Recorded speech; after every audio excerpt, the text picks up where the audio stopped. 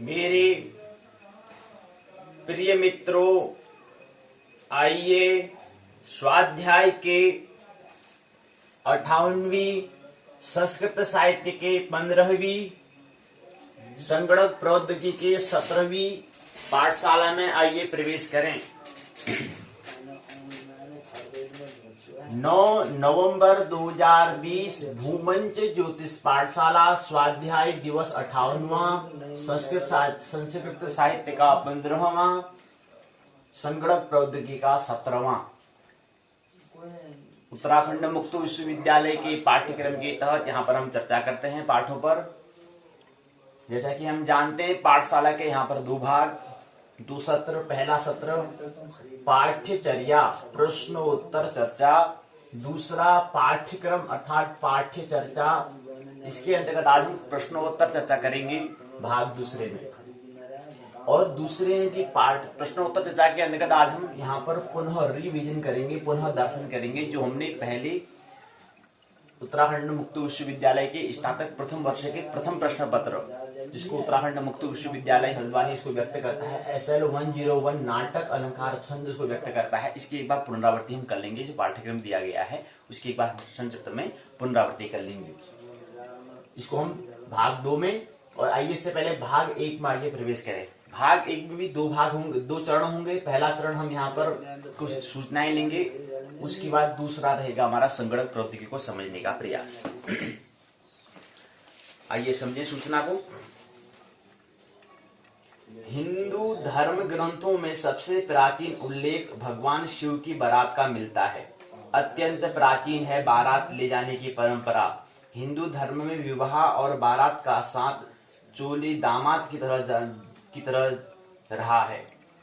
इस मामले को हिंदू धर्म ग्रंथ में सबसे प्राचीन उल्लेख भगवान शिव की बारात का मिलता है।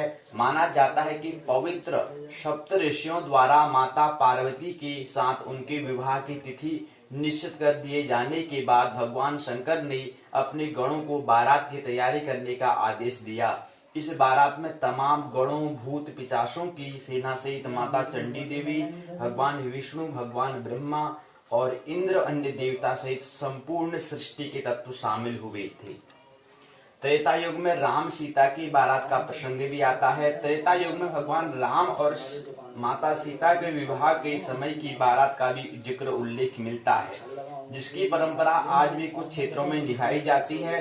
राम और सीता प्रेम, समर्पण, उदात्त मूल्य और आदर्श के परिचायक रहे हैं।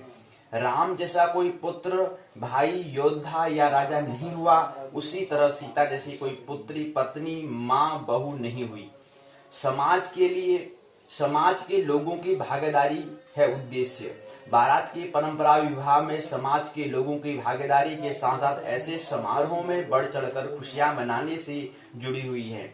बारात में दूल्हा घोड़ी पर चढ़कर बारातियों के साथ ढोल नगाड़ों व बैंड बाजों के साथ दुल्हन के घर तक पहुंचता है, जहां उसका गर्म जोशी से स्वागत किया जाता है, स्वागत संस्कार किया जाता है। एक सूचना थी, उत्तराखंड मुक्त विश्वविद्यालय के यहाँ पर क्या है, प्रवेश चल रहे हैं। अभी तक करीब 60,000, अभी 2020 में अभी तो हमारे एडमिशन हो ही रहे हैं। 60,000 ने क्या लिया है, स्टूडेंट ने एडमिशन ले लिया है, प्रवेश ले लिया है।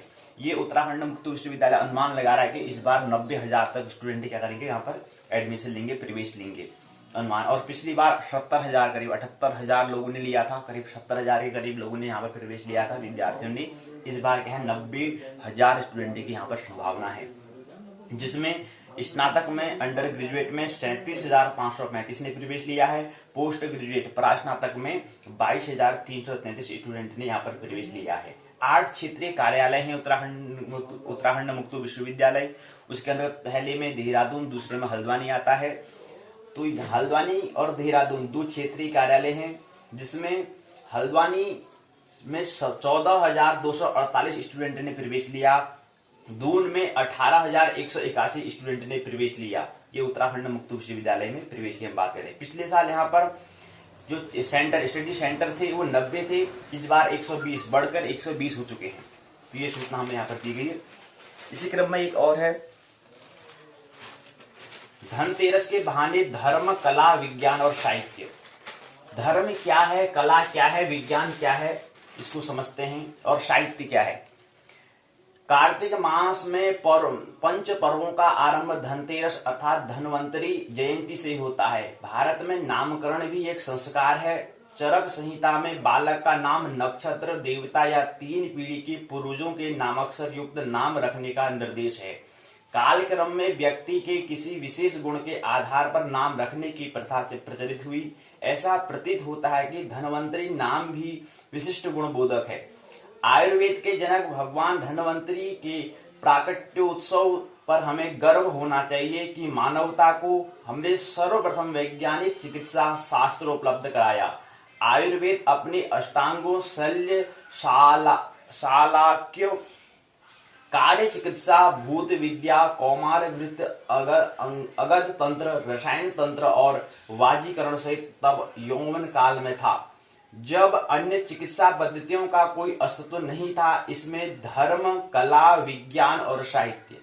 धर्म अर्थात शिक्षा अर्थात मन के तल पर, कला अर्थात आत्मा के तल पर, यानी कि आत्मा की नाभि के तल पर, विज्ञान मस्तिष्क के तल पर, साहित्य काव्य तथा हृदय के तल पर होता है।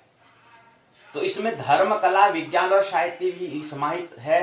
श्रुति सूत्र शास्त्र के पहले अध्याय में कहा गया है, ब्रह्मा ने सृष्टि रचना से पूर्व ही आयुर्वेद की रचना की, ताकि जन्म लेने के बाद प्राणी सुखी जीवन बिता सके। अंग प्रत्यारोपण से लेकर लेप्रोटोमी तक, नेत्रों की सर्जरी से सिजेरियन तक, धातु कर्म, रस, रसायन, पशु चिकित्सा विज्ञान, ब्रह्मांड विज्ञान तक सब कुछ आयुर्वेद के संहिता ग्रंथ जैसे चरक संहिता, सुश्रुत संहिता, अष्टांग संग्रह, अष्टांग हृदय, सारंगधर संहिता, भाव प्रकाश, भेल संहिता, काश्यप संहिता आदि में यह वर्णन मिलता है। आज की सर्जरी से संबंधित विभिन्न यंत्रों का वर्णन लगभग 2600 वर्ष पूर्व रचित सुश्रुत संहिता में मौजूद है। इतने स्वर्णिम अतीत वाली पूर्णतः वैज्ञानिक चिकित्सा पद्धति को विकसित, मजबूत और कालानुसार पुष्पित तथा प्रलवित करने की महती आवश्यकता है, क्योंकि यह चिकित्सा विद्या स्वास्थ्य की रक्षा की तथा पहले करती है। कोरोना काल में आयुर्वेद की उपयोगिता स्वयं सिद्ध हुई। धनवंतरी जयंती पर आयुर्वेद के चिकित्सकों, छात्रों, मनीषों और अधिकारियों को इसके व्यापक प्रचार, प्रसार और विस्तार की सबक लेनी चाहिए, ताकि विश्व पटल पर इस दैदीप्यमान चिकित्सा पद्धति का पुनः डंका बज सके। ऐसा मित्र जो है डॉक्टर मनोज कुमार शर्मा बुलंदशहर से ये संवाद की सूचना हमें देते हैं। इसी क्रम में एक महत्वपूर्ण बात सूचना और है, शरीर के आर पार निकल गई अज्ञात किरणें। कल की ये सूचना है। आज के ही दिन एक्सरे की खोज हुई थी, अर्थात 8 नवंबर 2020, अर्थात 8 नवंबर को ही क्या थी, एक्सरे। एक्स मतलब होता है किरण का नाम है, रे मन होता है किरण। तो एक्सरे किरण क्या है, किसने खोजा, आइए इसको समझने का प्रयास करें। आज के ही दिन सन 1895 में, अर्थात आज से 125 वर्ष पूर्व की बात है, जर्मनी के भौतिक शास्त्री विल्हेम कोनराड रोंटजन्स ने एक्स-रे माने किरण, एक्सरे मशीन की खोज की थी। उनका यह आविष्कार स्वास्थ्य और सुरक्षा से जुड़े क्षेत्रों में बड़ी उपलब्धि साबित हुआ। बुर्जबर्ग विश्वविद्यालय में भौतिकी के प्रोफेसर पद पर नियुक्त के दौरान ही उन्होंने एक्स किरण नामक किरण का नाम दिया है। एक्सरे जो हमारे शरीर पर आर पार, हमारे पूरे शरीर की मतलब इतनी शरीर की वो किरणें इतनी तीव्र होती है कि हमारे आर पार, हमारे पूरी क्या कर लेती है, वो यहाँ से हमारे आर पार निकल जाती है। मतलब समझो कि दीवार है, दीवार के आर पार क्या हो रहा है उसको देख लेती है। ऐसे हमारे शरीर के अंदर क्या हो रहा है, पूरे शरीर में हमारे अंदर बड़े कपड़े पहने तो हमारे अंदर पूरा देख लेता है कि क्या हो रहा है करके। ऐसी खोज उन्होंने की थी। अन्य किरणों का आविष्कार किया। वह अपनी प्रयोगशाला में कैथोड रे ट्यूब पर कुछ परीक्षण कर रहे थे, तभी उन्होंने रसायन युक्त स्क्रीन से आने वाली एक चमक को देखा। चूंकि उस समय इन किरणों के विषय में ज्यादा जानकारी नहीं थी, इसलिए रोंटजन ने उनका नाम एक्सरे रख दिया, जिनका मतलब था कि अज्ञात किरणें। इसका मतलब होता है एक्सरे का मतलब होता है अज्ञात किरण, ऐसी किरणें जिसके बारे में पता नहीं था, उनको जानकारी नहीं थी। अपने प्रयोगों के दौरान उन्होंने देखा कि ये किरणें कागज, रबड़ और धातु की पतली चादर के आर पार निकल जाती हैं। इन किरणों के बारे में अधिक अनुसंधान, शोध अर्थात रिसर्च कर उन्होंने पाया कि ये त्वचा, हड्डियों और धातु को सहजता से पार कर जाती है। तो हमारे हड्डियों के हमारे अंदर, हमारे शरीर के अंदर पूरी जांच कर लेती है, हमारे शरीर के अंतस में क्या है वो उसकी पूरी जांच कर देती है, कितनी तीव्रता उसकी, इतनी रोशनी होती है इसकी। तथा उनके ऐसे चित्र भी बना देती है जिन्हें आंखों से देख पाना असंभव है। सन 1897 में बाल्कन युद्ध के दौरान मरीजों के अंदर गोलियां और टूटी हुई हड्डियों का पता लगाने के लिए एक्सरे मतलब एक्स किरण के नाम की पहली बार एक सैन्य युद्ध मैदान में उपयोग किया गया। हालांकि एक मिथक यह भी है कि प्रोफेसर रॉन्टजन की पत्नी ने अंगूठी पहन रखी थी। एक्स किरणों से लिए गए उनके हाथ के चित्र में यह अंगूठी भी स्पष्ट दिखाई दे रही थी। यह पहला अवसर था जब किसी जीवित व्यक्ति के ढांचे का चित्र लिया गया था। आज एक्सरे का उपयोग टूटी हुई हड्डियों की तस्वीर लेने में, रेडिएशन थेरेपी और हवाई अड्डों की सुरक्षा आदि में किया जाता है।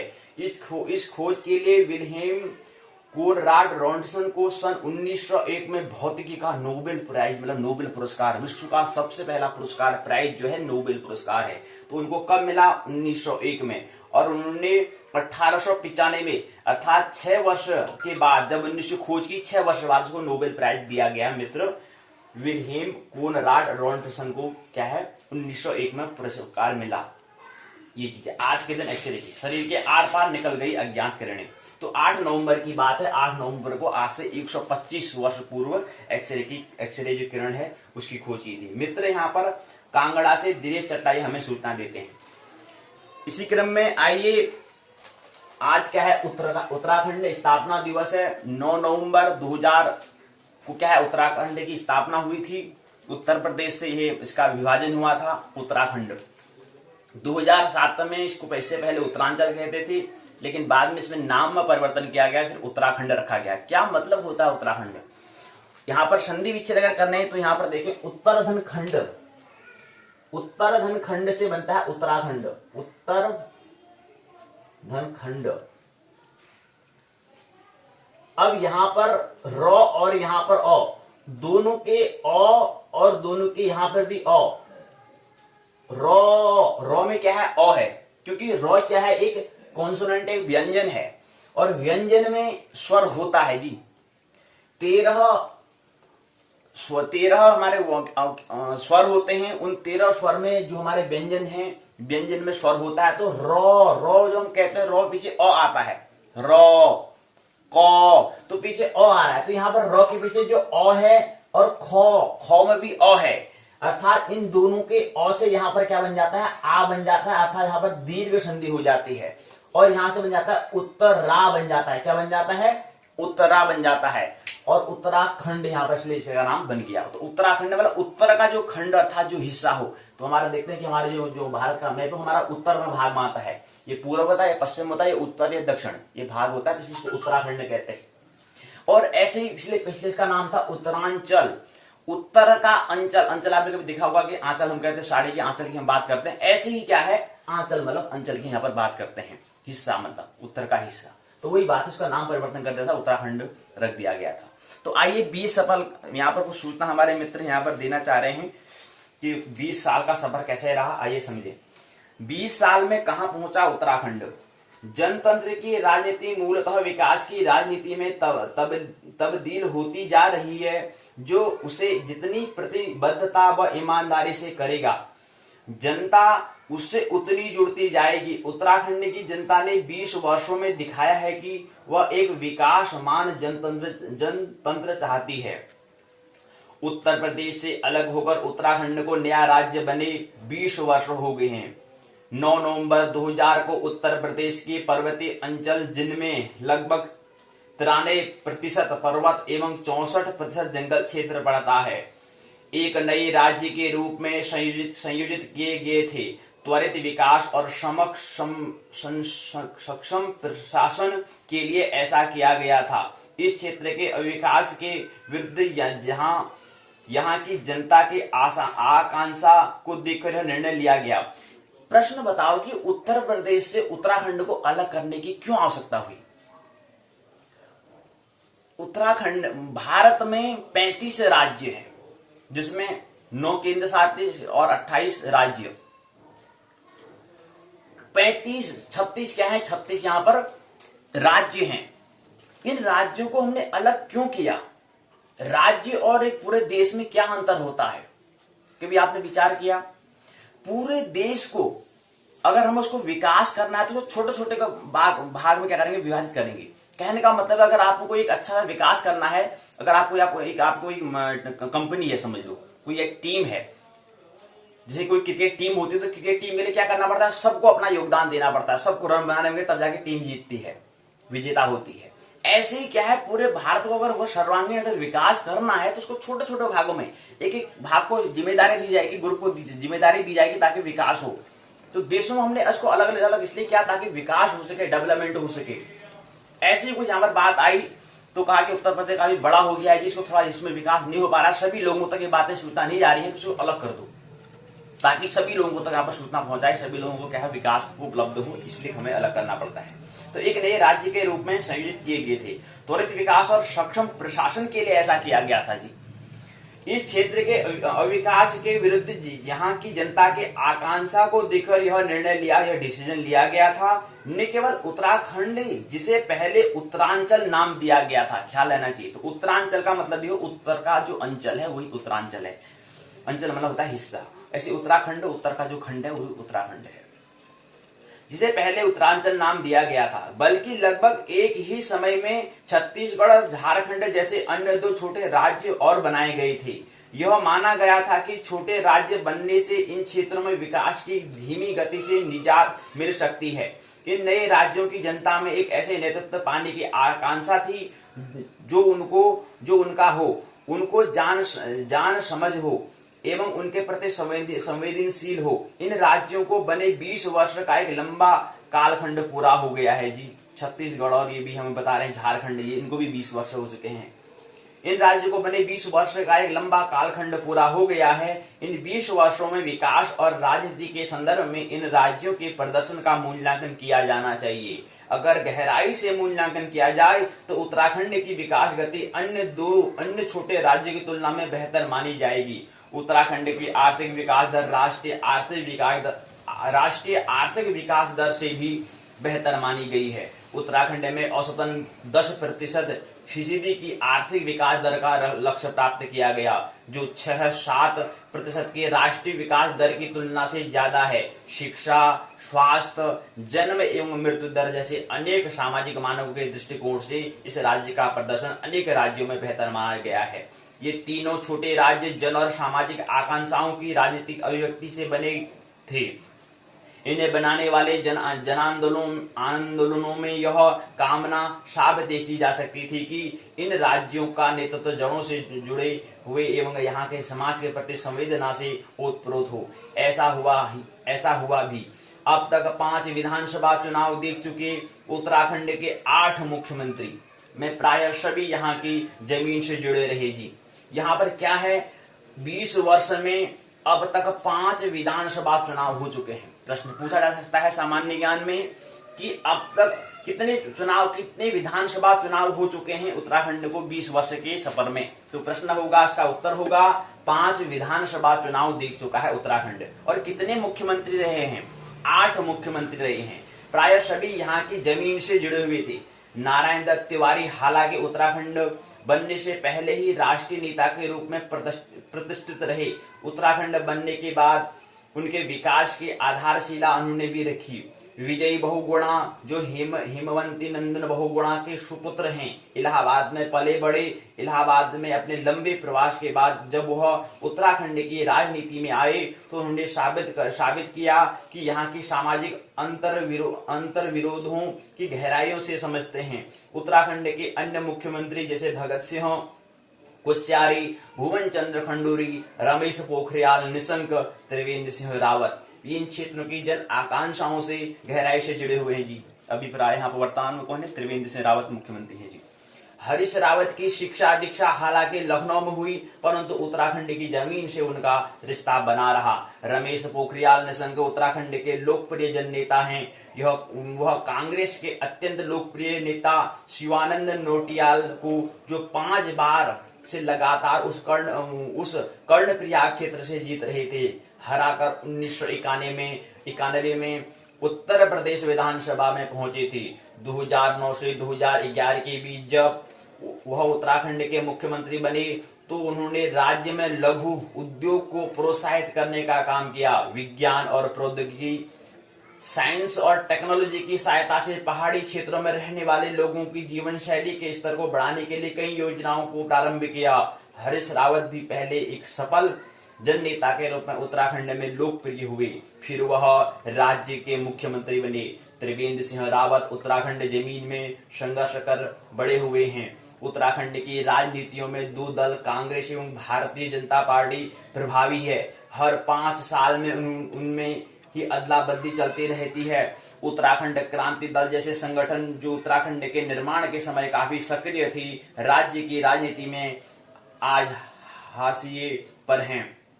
अन्य कारणों के साथ इनका एक कारण यह भी है कि उत्तराखंड जनता राज्य निर्माण के लिए जनसंघर्ष इसलिए कर रही थी कि उनको अपना दीर्घकालीन विकास चाहिए था। जिन दलों के पास उत्तराखंड के निर्माण के साथ उसके भविष्य के जनतंत्र और विकास की टिकाऊ राजनीति की संभावना जनता ने देखी, उससे जुड़ी गई थी। आज यूं भी जनतंत्र की राजनीति मूलतः विकास की राजनीति में परिवर्तन होती जा रही है। जो उसे जितनी प्रतिबद्धता या ईमानदारी से करेगा, जनता उसे उतनी जुड़ती जाएगी। उत्तराखंड की जनता ने 20 वर्षों में दिखाया है कि वह विकासमान जनतंत्र चाहती है। वह अपनी आलोचनात्मक चेतना से राजनीति को नियंत्रित करती रहती है। उत्तराखंड के इन पूर्व एवं वर्तमान मुख्यमंत्रियों ने आज राज्य को विकास के पथ पर आगे ले जाने की अपनी अपनी तरह से कोशिश की है। फिर भी उत्तराखंड में, जिसकी लगभग 66.6% आबादी गांव में रहती है, करीब 70% लोग गांव में रहते हैं। 65-66 बोल रहे हैं, करीब 70 के करीब ही होता है। तो 70% लोग क्या है, गांव में रहती है आबादी, और शेष 30% क्या है, शहरी में रहते हैं। ये हम अगर भारत की बात करें, भारत में भी यही अंतरिक फीसदी है, ये प्रतिशत है। जहां दुर्गम एवं दुर्गम पर्वतीय एवं जंगलों क्षेत्र में लोगों का वास है, बिजली एवं सड़क गांव में पहुंचना एक बड़ी चुनौती है। इको टूरिज्म की अनंत संभावनाएं उत्तराखंड में छिपी हुई हैं, वह अभी पूर्ण रूप से विकसित होना बाकी है। दुरूह और दुर्गम क्षेत्र के वासियों तक जनतंत्र का विकास को पूर्ण रूप से पहुंचाना बाकी है। इसके लिए जरूरी है कि परिणाम देने वाली जड़ों से जुड़ी एवं संवेदनशील राजनेताओं की, जो जनता को सामाजिक एवं विकास परक आकांक्षाओं को प्रतिनिधित्व कर सके। तो ये सूचना हमें दे रहे थे मित्र।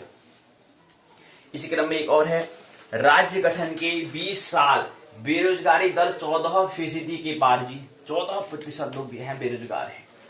पलायन का दर्द नहीं हुआ कम, जुल्म ठाने वालों को नहीं मिली सजा, जंगली जानवरों से तबाह करके रख दी खेती, जान के दुश्मन भी बनी। वादे तो झूठे निकल रहे हैं, दावे भी खोखले, फिर भी है कुर्सियों पर सियासत। तो देखिए, तब्दीलियों के नाम पर कुछ भी नया नहीं बनने को बन गई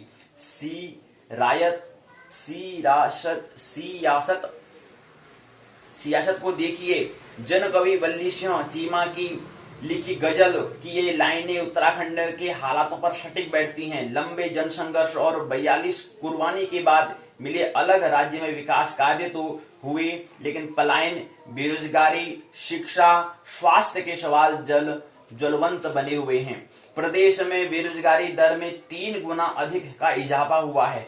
पलायन आयोग की रिपोर्ट के अनुसार राज्य के 3,946 गांवों में से 1,18,981 लोग स्थायी और 6,338 गांवों में से ये 3,83,726 लोग अस्थायी रूप से रोजगार, शिक्षा के लिए पलायन कर चुके हैं। राज्य आंदोलन में गैरसैंण को स्थायी राजधानी बनाने की प्रमुख मांग को दरकिनार करते हुए ग्रीष्मकालीन राजधानी बनाई जा चुकी है। जघन्य रामपुर तिरहा मुजफ्फरनगर खटीमा कांड के दोषियों को सजा नहीं मिल सकी। राज्य आंदोलन के गर्भ से निकले सवालों के जस के तस होने से आंदोलनकारी निराश है। अविभाजित यूपी में पर्वतीय क्षेत्रों की उपेक्षा ही देश अलग राज्य के आंदोलन के दंश अलग राज्य के आंदोलन के मूल में था। इसमें रोजगार, पलायन, शिक्षा, स्वास्थ्य, सड़क के सवाल थे। वर्ष 1994 में आंदोलन ने उग्र रूप ले लिया था और इसके फलस्वरूप आंदोलनकारियों को दमन और प्रताड़ना झेलनी पड़ी थी। खटीमा, मसूरी, रामपुर तिराहा, श्रीनगर सहित अन्य गोलीकांड में 42 लोगों ने जान गंवाई थी। दिल्ली प्रदर्शन को जा रहे महिलाओं के साथ बलात्कार की घटनाएं हुई थी। तमाम दमन और संघर्षों के बाद 1 नवंबर 2000 को देश के 27वें राज्य के रूप में उत्तरांचल का गठन हुआ था। बाद में इसको 2007 में नाम बदल करके उत्तराखंड रख दिया गया। राज्य गठन के 20 साल होने जा रहे हैं। इन सालों में प्रदेश में तरक्की के नए आयाम स्थापित हुए हैं। सड़क, बिजली, शिक्षा, उद्योग, स्वास्थ्य सहित तकरीबन सभी क्षेत्रों में सरकार ने काम किए, लेकिन रोजगार और बेहतर शिक्षा के चलते हो रहे पलायन से पहाड़ के गांवों का खाली होने का सिलसिला जारी है। पहाड़ों में बदहाल स्वास्थ्य सेवाओं के चलते लोग जान गंवा रहे हैं। बाघ, सुअर, भालू के हमलों में लोग न सिर्फ जान से हाथ धो रहे हैं, बल्कि इन जानवरों ने खेती को तबाह करने का काम किया है। नेशनल हाईवे के साथ ही आलवेदर सड़क बनाई जा रही है, लेकिन अब आपदाओं के जख्म भी कम नहीं हो रहे हैं। 14.2% बेरोजगारी दर केंद्रीय श्रम बल आयोग के सर्वेक्षण किया, तब बता रहे हैं 4,69,907 पंजीकृत बेरोजगार हैं प्रदेश में। 4,69,907 पंजीकरण मतलब दर्ज किया है, जिनने अप्लाईमेंट में हम बेरोजगार हैं जिनने दर्ज किया है। 4 लाख करीब 5 लाख के करीब मान सकते हैं, अनुमान तक, क्योंकि 70 के करीब जाता है। और यहाँ पर याद रखें क्योंकि 5 से ऊपर है, 6 ऊपर है, तो इसलिए अनुमान तक उसको 5 लाख के करीब मान सकते हैं। तो 5 लाख पंजीकृत बेरोजगार हैं प्रदेश में। 1072 चिकित्सा अधिकारियों के पद प्रदेश में रिक्त हैं। स्वीकृति केवल 2735 हैं। अल्मोड़ा के 71 गांवों में प्राथमिक स्वास्थ्य केंद्र की सुविधा नहीं है। 80 गांवों से 50% तक पलायन है। 734 गांव पूरी तरह से खाली। पलायन आयोग की रिपोर्ट के अनुसार 50% बेरोजगार, 15% शिक्षा के लिए हो रहा है पलायन। 24.6% स्कूलों में ही छात्र और शिक्षक का अनुपात है। 31.50% स्कूल में खेलने के लिए मैदान तक नहीं। 7.41 लाख हेक्टेयर भूमि पर खेती, 3 लाख हेक्टेयर भूमि क्या है, बंजर है। 150 जल स्रोत सूखे हैं और 500 सूखने की कगार पर हैं। नीति आयोग की रिपोर्ट के अनुसार है 12,45,442 घरों में पानी का नल तक नहीं है। 16,146 बस्तियों में 40 लीटर प्रतिदिन प्रति व्यक्ति से कम पानी मुहैया कराया जा रहा है। यह है उत्तराखंड की हाल।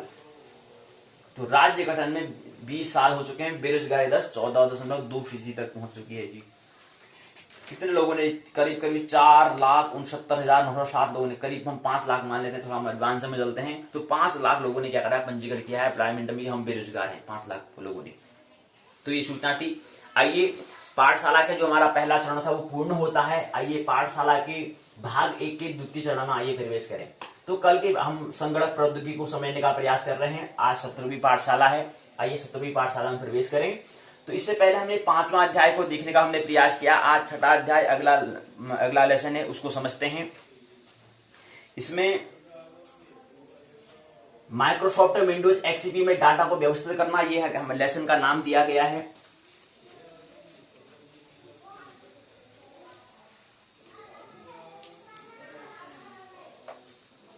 माइक्रोसॉफ्ट विंडोज एक्सपी में डाटा को व्यवस्थित करना। Organising data in Microsoft Windows XP. ये क्या है? अध्याय 6 है। आइए इसको समझें। इसके अंदर हमें क्या समझना है? पहला तो हम टर्म्स को, पहला जो तथ्य रहेगा, working with disk drives and folder. Disk drive and folder के साथ हमें कार्य कैसे करना है, पहले तथ्य में, पहले टर्म्स में ये समझने का हम प्रयास करेंगे।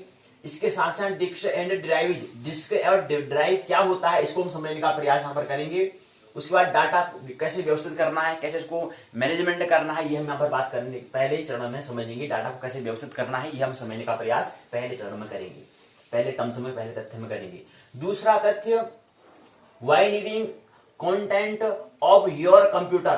कंप्यूटर में स्थित जो सामग्री है उसको कैसे देखना है, इसको हम देखने का प्रयास दूसरे चरण में करेंगे। इसके साथ तीसरा तीसरा चरण रहेगा, to open My Computer. My Computer को कैसे खोला जाता है, उसको कैसे खोलते हैं, इसको हम देखने का प्रयास तीसरे में चरण में। चौथे चरण में, using Windows explorers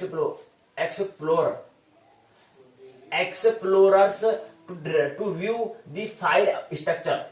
Windows Explorer का उपयोग करके फाइलों की संरचना कैसे देखनी, ये हम चौथे तथ्य पर। पांचवें तथ्य में, क्रिएट फोल्डर्स। फोल्डर को कैसे निर्माण हमें कैसे करना है, कैसे जो क्रिएट, कैसे सृजन करना है, ये हम पांचवें तथ्य में देखेंगे, पांचवें चरण में देखेंगे, क्रिएट फोल्डर्स। छठा तथ्य रहेगा, क्रिएटिंग फाइल्स। कैसे फाइल को कैसे क्रिएट करते हैं, कैसे सृजन करते हैं, ये हम समझने का प्रयास यहाँ पर छठे टर्म्स में। सातवें में, changing file and folders name. जो फाइल और फोल्डर है उसके नाम को कैसे परिवर्तन करना है, ये हम सातवें टर्म्स में, सातवें तथ्य में समझने का प्रयास करेंगे। आइए इस टर्म्स को समझे। उससे पहले एक बात और समझनी है, सूचना, उसको लेते हैं, फिर यहाँ पर इसको कंप्यूटर की पाठशाला में प्रवेश करेंगे। एक यहाँ पर सूचना है, जिस पुरुष के तंत्र में स्त्री दुखी है, उस पुरुष के घर में कभी खुशी नहीं आ सकती। एक तथ्य है, एक जानकारी है कि जिस पुरुष के राज में, मतलब तंत्र में स्त्री दुखी है, उस पुरुष के घर में कभी खुशी नहीं आ सकती। ऐसा क्यों? जो स्त्री को ही नहीं समझा या समझ सकता है, वो वेद, पुराण, उपनिषद, गीता, ये जो भी शास्त्र हैं, उनको समझने का वो अधिकारी उसको नहीं समझ सकता है जी। ऐसा क्यों? और एक प्रश्न हमारा बन जाता है कि क्या स्त्रियां अपने स्त्रीत्व जो है होने को समझती हैं, उसके स्वभाव को, स्त्री का स्वभाव क्या है उसको समझती हैं? एक प्रश्न है। आश्चर्य की बात आती है, प्रश्न करेंगे तो सभी लोग नहीं समझ पाते हैं। तो आखिर इतनी स्त्री जो मिथ्या सिद्ध रहस्यमय क्यों है? स्त्री को समझना अर्थात धर्म को समझना है। और हमने कहा कि प्रकृति का जो बाह्य भाग होता है वह पुरुष होता है, प्रकृति का आंतरिक भाग स्त्री होता है। पुरुष अर्थात विज्ञान का जन्म होता है, स्त्री से क्या होता है? काव्य का। पुरुष से मतलब विज्ञान का अर्थात वैज्ञानिक यहाँ पर लोग पैदा होते हैं, उनका जन्म होता है। स्त्री से काव्य अर्थात कवि, कवित्री का सृजन होता है। स्त्री कितना रहस्य है, जो व्यक्ति स्त्री को ही नहीं समझ, क्योंकि वेद, पुराण, उपनिषद, हम रामायण, जो भी शास्त्र हम कह रहे हैं, क्यों, ये क्या है, ये काव्य के तल पर है। कहाँ के तल पर? काव्य के तल पर है। वहां पर स्त्री को समझ लिया तो काव्य को समझ लिया था, धर्म को समझ लिया। तो जिसने स्त्री को ही नहीं समझ पाया है, वो काव्य को कैसे समझेगा जी? स्त्री जो हम कह रहे हैं कि काव्य कह रहे हैं कि स्त्री से काव्य कह रहे हैं, प्रेम हो कि हम बात कर रहे हैं, तो ये बात कैसे समझ में आएगी? वेद पुराण तो सब काव्य में है जी, सब क्या है? काव्य था, कवि के द्वारा। वेद किसने लिखा है? कोई पूछा जाए तो प्रश्न, वेद किसने लिखा है? कृष्णद्वैपायन वेद व्यास। वेद से वेद व्यास उनका नाम पड़ा था, लेकिन उनका नाम था कृष्णद्वैपायन था। लेकिन उनका नाम, वेद को व्यास क्या विभाजन किया 4 भागों में, ऋग्वेद, यजुर्वेद, सामवेद, अथर्ववेद, 4 वेदों का उन्होंने विभाजन किया, इसलिए उनका नाम वेद व्यास पड़ा। कृष्णद्वैपायन उनका नाम था। तो कृष्णद्वैपायन रचयिता है। रामायण के कौन है? महर्षि वाल्मीकि। उपनिषद के कौन है? पुराण के कौन है? तो ये सब कौन है? इनने क्या जाना है? प्रेम को अर्थात काव्य को जाना है, अर्थात कहें स्त्री अर्थात धर्म को जाना है। तो इसलिए उनके बातों को समझ में कब आएगी? जब हम स्त्री को समझेंगे। जो हम गृहस्थ आश्रम में होता है वहां पर हमें स्त्री के रहस्य, स्त्री को समझना होता है। लेकिन बड़े दुख, बड़े आश्चर्य की बात है कि स्त्रियां भी अपने अस्तित्व को, स्वरूप को नहीं समझ पाती हैं जी। ये सूचना है, इस पर विचार करेंगे और एक काव्य का जन्म होगा। विज्ञान पर, विचार पर, अपने वहां पर हमें वैज्ञानिक तो है, वैज्ञानिक तो हमें चाहिए, लेकिन साथ साथ हमें कवि भी चाहिए। और साथ साथ उसके आगे आता है तीसरा तल, आध्यात्मिक, मतलब व्यक्ति भी हमें चाहिए, अर्थात भक्ति भी हमें चाहिए। तीन तल होते हैं। हमने कहा था कि एक क्या होता है, मस्तिष्क तल होता है, एक मस्तिष्क होता है, हृदय होता है, तीसरा नाभि तल पर क्या होते हैं, तीन कला बाहर आती है। तो कला भी हमें कलाकार भी चाहिए, आर्ट्स वाले भी चाहिए, तो हमें वैज्ञानिक भी, कवि कवित्री भी और कलाकार भी हमें चाहिए। तीसरे तल पर आता है कला, तब जाके कलाकार भी हमें चाहिए। तो आइए आप समझते हैं अध्याय 6 को। डिस्क ड्राइव, छठा अध्याय दिया है माइक्रोसॉफ्ट विंडोज एक्सपी में डाटा व्यवस्थित करना, डिस्क ड्राइव और फोल्डर के साथ कार्य करना। डिस्क ड्राइव, सबसे पहले हम डिस्क ड्राइव को समझने का प्रयास करेंगे कि आखिर है क्या। कंप्यूटर सूचना एकत्र करने के लिए, कल हमने बताया था कि कंप्यूटर का सृजन कब हुआ था, कभी आपने गौर किया? 198 वर्ष पूर्व कंप्यूटर का आविष्कार हुआ है। हमने कहा था कि मित्र चार्ल्स बेबेज जो है उनने इसके आविष्कार किया। आज से 198 वर्ष पूर्व अर्थात 1822 को क्या हुआ था, 19वीं सदी में कंप्यूटर का क्या हुआ था, आविष्कार हुआ था, सृजन हुआ था। मित्र थे चार्ल्स बेबेज।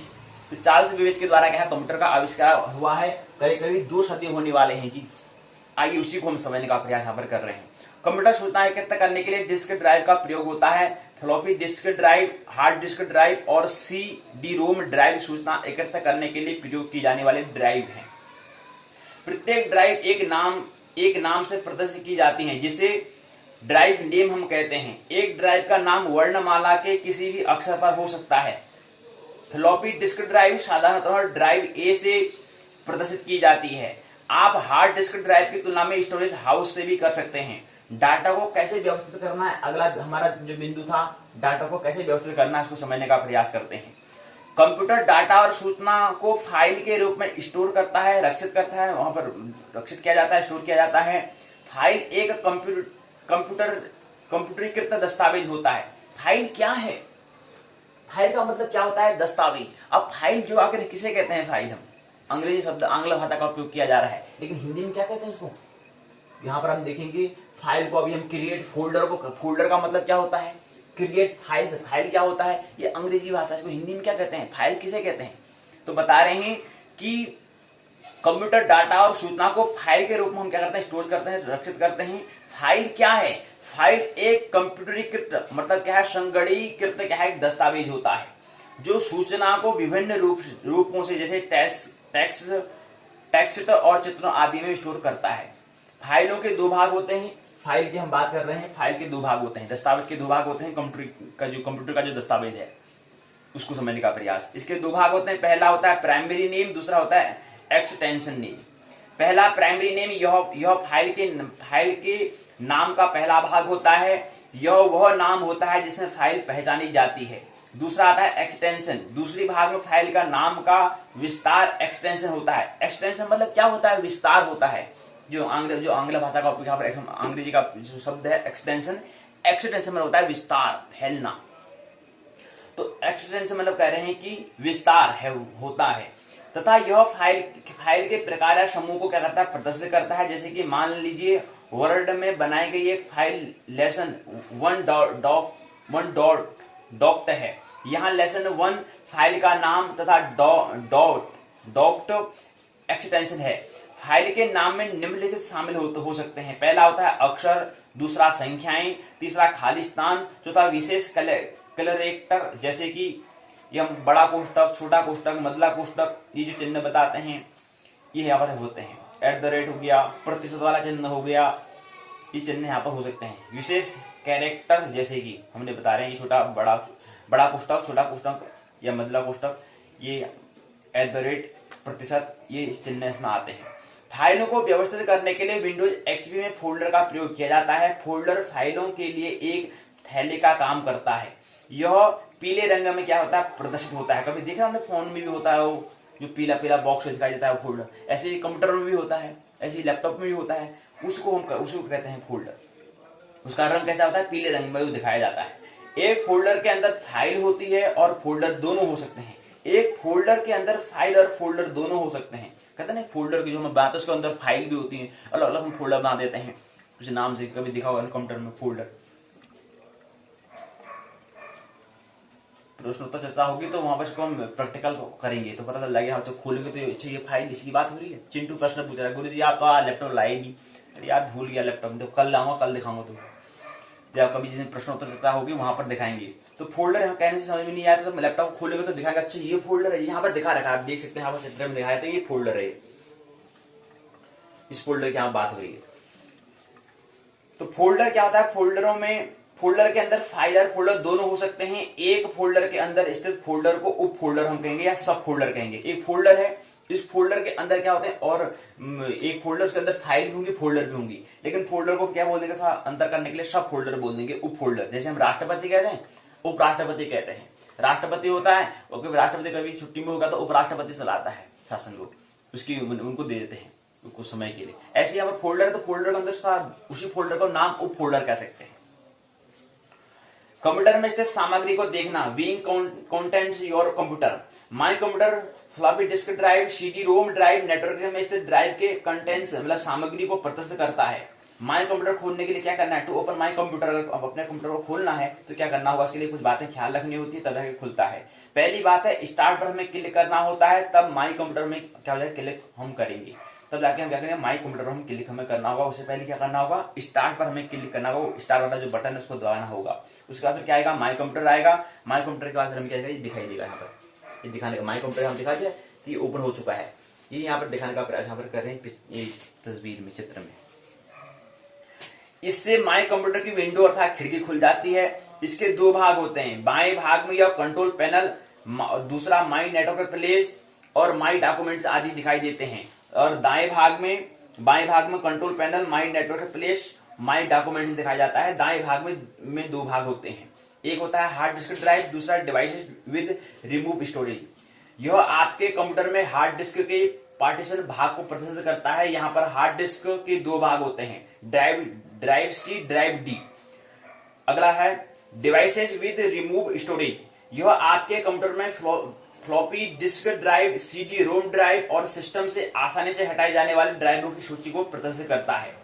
पहली बात ये थी कि माई कंप्यूटर खोलने के लिए क्या करना है, टू ओपन माई कंप्यूटर, पहली बात।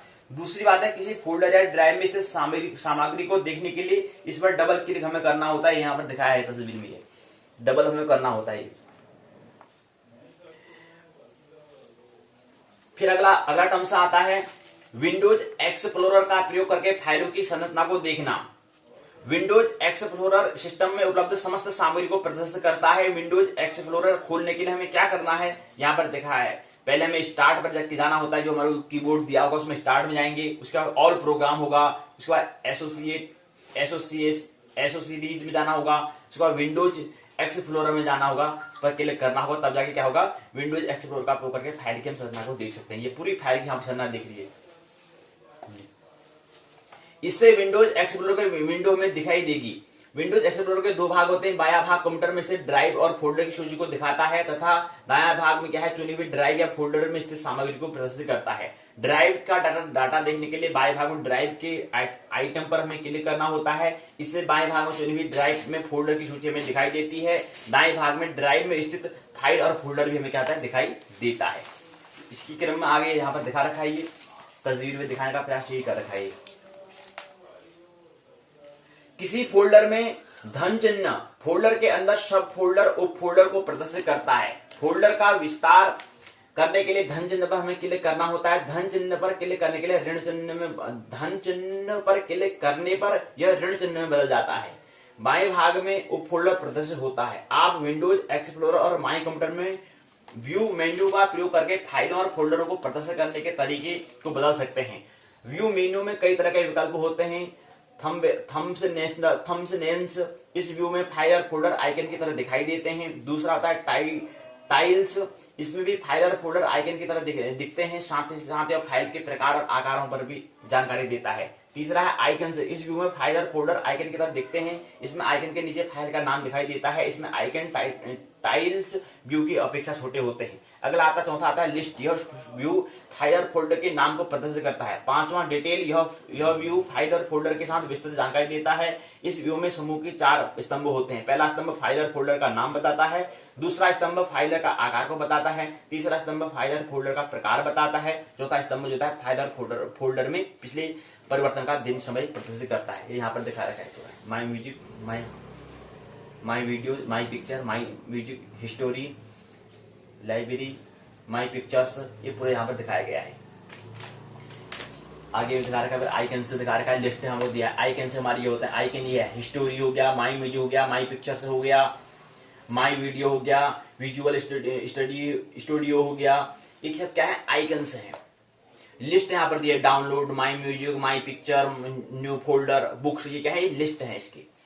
फिर डिटेल्स यहाँ पर दी गई है, हिस्टोरी के अंदर से बता रखा है इतनी फाइल है, इतने कौन से तारीख को करी है, कितने बजे करा है, यहाँ पर लिखा हुआ होता है। माई म्यूजिक है, फाइल फोल्डर है, इतने कौन से तारीख को है, कितने बजे की रखा है, सब इसमें दिया गया है। ऐसे माई picture, my video, visual studio 2005, ये यहाँ पर दिए गए हैं फाइल, जो फाइल बने हुए यहाँ पर फाइल चलने यहाँ पर दिए गए हैं। डिटेल पूरी दी हुई है, कितने KB का कितना क्या है बताया है।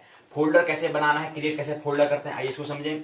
विंडोज एक्सप्लोरर का उपयोग करके आप निम्न तरह से फोल्डर बना सकते हैं। स्टार्ट करेंगे, ऑल प्रोग्राम में जाएंगे, एसोसीरीज में जाएंगे, उसके बाद विंडोज एक्सप्लोरर पर हम क्लिक करेंगे।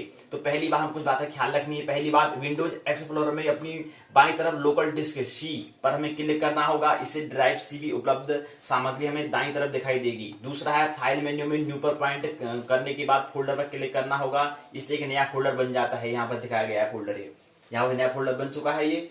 और यहाँ पर नाम बनाना होगा। तीसरे बात का ख्याल रखनी है, तीसरे में हमें फोल्डर का नाम लिखना होता है, एंटर बटन हमें दबाना होता है। तो ये फोल्डर बना हुआ है, यहाँ पर इसको क्लिक करेंगे तो ये पूरा हट जाएगा। यहाँ पर हम जो नाम लिखना चाहेंगे, फोल्डर को किस नाम से जानना चाहते हैं, तो उसका नामकरण यहाँ पर कर देंगे।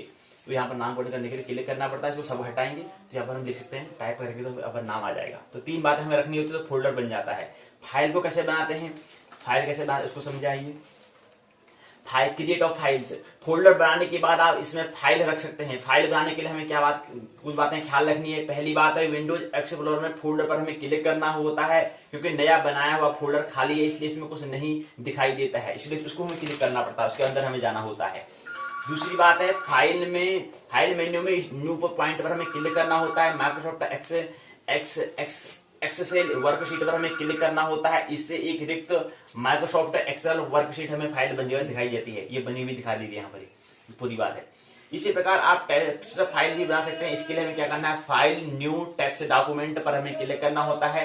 इससे एक रिक्त नोटपैड एप्लीकेशन खुल जाती है, जिसमें आप टेक्स्ट डॉक्यूमेंट बना सकते हैं। जैसे कि आप जानते हैं कि फाइल के नाम के 2 भाग होते हैं, प्राइमरी फाइल नेम और सेकेंडरी फाइल नेम।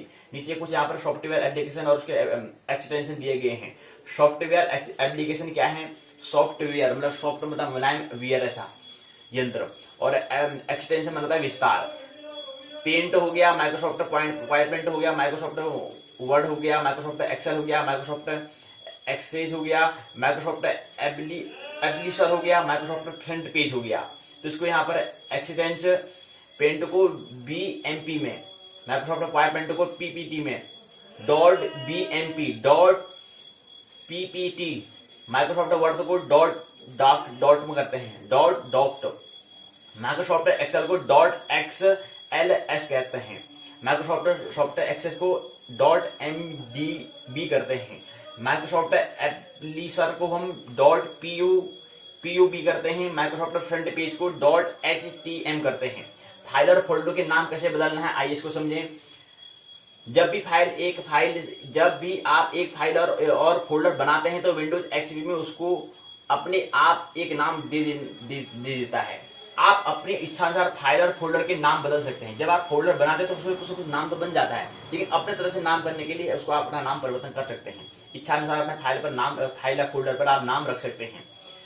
आप कैसे नाम बदलना है, उसके लिए क्या कुछ बातें ख्याल रखनी होगी। पहली बात, विंडोज एक्सप्लोरर पर उस फोल्डर पर हमें क्लिक करना था, क्लिक करेंगे जिसका हम नाम बदलना चाहते हैं। दूसरी बात, जब फाइल मेन्यू पर रीनेम पर क्लिक हमें करना होता है। तीसरा, अब फोल्डर का नया नाम टाइप हमें करना होता है। चौथा, एंटर बटन दबाना होता है। इस प्रकार फोल्डर का क्या होता है, नाम बदल जाता है। यहाँ पर करके दिखाया गया है, पूरा यहाँ पर चित्र में तस्वीरों करके दिखाया गया है।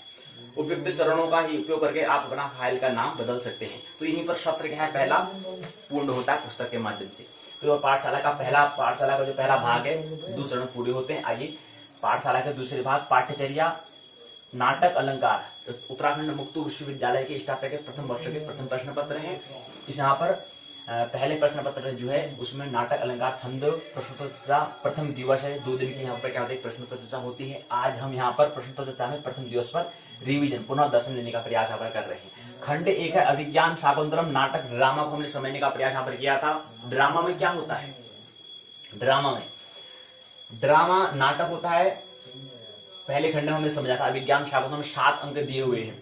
उसका खंड 2 होता है अलंकार, शब्द रूपी मन की सजावट को हम अलंकार कहते हैं। खंड 3 छंद, शब्दों को साझा करने का ढंग, उसको हम कहते हैं। 13 इकाई पूरे उत्तराखंड मुक्त विश्वविद्यालय के स्नातक प्रथम वर्ष के प्रथम प्रश्न संस्कृत साहित्य के अंतर्गत 13 इकाई यहाँ पर दी गई है। 13 इकाई को आइए संक्षिप्त में समझने का प्रयास करते हैं। प्रसारण बीजेपी स्वाध्याय यूट्यूब द्वारा इसका प्रसारण किया जा रहा है, मतलब विस्तार वहां पर दिखाया जा रहा है। प्रस्तुति भूमंच ज्योतिष पाठशाला, प्रस्तुतकर्ता ज्योतिर्मय, ध्येय है ज्योतिर्गमय। आइए दूसरा अब यहाँ पर क्या है, जो पुनरावृत्ति, पहला जो प्रथम पत्र है, आइए इसकी पुनरावृत्ति करते हैं।